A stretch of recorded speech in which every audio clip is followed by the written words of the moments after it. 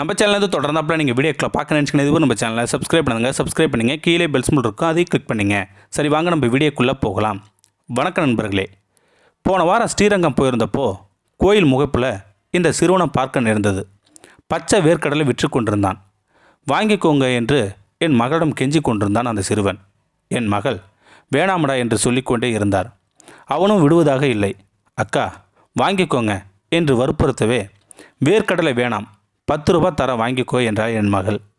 அவன் வாங்க மறுத்து, என் குடும்ப சூழ்நிலை காரணமாக பள்ளி முடிச்சுட்டு சாயந்தரத்தில் இந்த வேர்க்கடலை வியாபாரம் பண்ணுறேன். ஒரு பாக்கெட் 20 ரூபாய்க்கு விற்றா எனக்கு 5 ரூபாய் கிடைக்கும். 30 பாக்கெட் விற்றுடுவேன், 150 ரூபாய் கிடைக்கும். நான் பிச்சை எடுக்க விரும்பலை.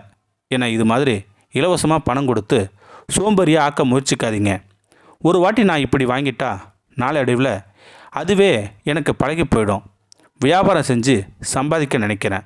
வேணும்னா காசு கொடுத்துட்டு வாங்கிக்கோங்க, இல்லைனா விடுங்கன்னு சொல்லிட்டு விறுவிறுன நடக்க ஆரம்பித்தான் அந்த சிறுவன். என் மகளுக்கு பலார் என்று கன்னத்தில் அறைந்தது போல் இருந்தது.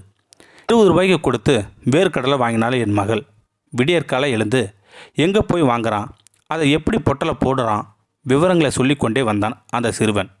அவன் நிறைய விஷயங்களை பேச பேச என் மகள் பிரமித்து போய் கேட்டுக்கொண்டே வந்தார். சரி வா, ஏதாச்சும் வாங்கித்தரேன், சாப்பிட்டுட்டு போ என்றாள் என் மகள். அதற்கு மறுத்தான் அந்த சிறுவன். அக்கா, நான் இதுலேயும் ரொம்ப கட்டுப்பாட்டோடு இருக்கேன். யார் எது வாங்கி கொடுக்கணும்னு முயற்சி செஞ்சாலும் வேணாம்னு சொல்லிடுவேன். ஏண்டா அப்படின்னு கேட்டா என் மக. ஒரு முறை யாராச்சும் வாங்கி கொடுத்து சாப்பிட ஆரம்பித்தா அதுவும் நாளடைவில் பழகி போய் எந்த வேலையும் செய்யாமல் யாராச்சும் வாங்கி கொடுப்பாங்களாங்கிற எண்ணம் வந்துடும் எனக்கு. இதுவும் ஒரு வகையான சோம்பேறித்தனத்துக்கான வழிதாங்கா அப்படின்னு சொன்னான் அந்த சிறுவன்.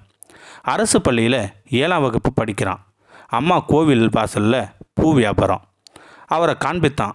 பாவம், உடலெல்லாம் ஒட்டி போய் ஈனஸ்வரத்தில் யாருடனும் பேசி கொண்டிருந்தார் அந்த அம்மா.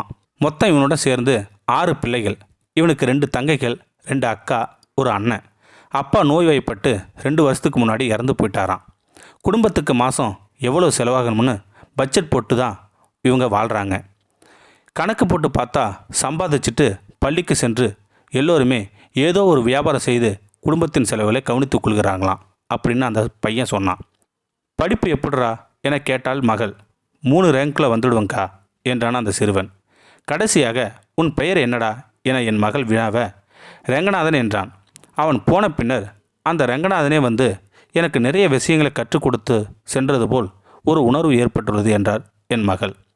வறுமையில் வாடும் ஒரு சிலர் குடும்ப சூழ்நிலை காரணமாக வாழ்க்கையில் உழைக்க சோம்பல் பட்டுக்கொண்டு பிச்சைக்காரர்களாக மாறிவிடுகின்றார்கள்.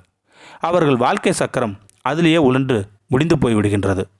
திறமையும் உழைப்பும் இருந்து யாசகம் கோராமல் எதையாவது செய்து சம்பாதிக்க வேண்டும் என்று கருதும் இது போன்ற சிலருக்கு ஆதரவு என்ற வகையில் இந்த சமுதாயம் பரிதாபப்பட்டு எதையாவது கொடுத்து அவர்களை பிச்சைக்காரர்களாக மாற்ற முயற்சிக்கின்றது. இது சமுதாயத்திற்கு தெரியாமலேயே பரிதாபம் உதவி என்ற பெயரில் நடந்து போகும் விஷயம்தான். இதில் சிக்காமல் ஒரு சிலர் அதிலிருந்து தப்பித்து ஒரு குறிக்கோளுடன் உழைத்து வெற்றி பெறுகின்றார்கள். இந்த சிறுவனது பேச்சில் ஒரு நம்பிக்கையும் தெளிவும் இருந்தது. கண்களில் ஒரு பிரகாசம் தெரிகின்றது. இவன் வாழ்க்கையில் உழைத்து வெற்றி பெறுவான் என்ற நம்பிக்கையும் இருக்கின்றது. இந்த வீடியோ பற்றி கருத்தை கீழே இருக்கிற கமெண்ட் செக்ஷன் சொல்லுங்கள். அப்படின்னு நம்மளுடைய சேனலை சப்ஸ்கிரைப் பண்ணுங்கள். கீழே இருக்கிற பெல் சிம்பலை கிளிக் பண்ணுங்கள். தேங்க்யூ ஃபார் வாட்சிங்.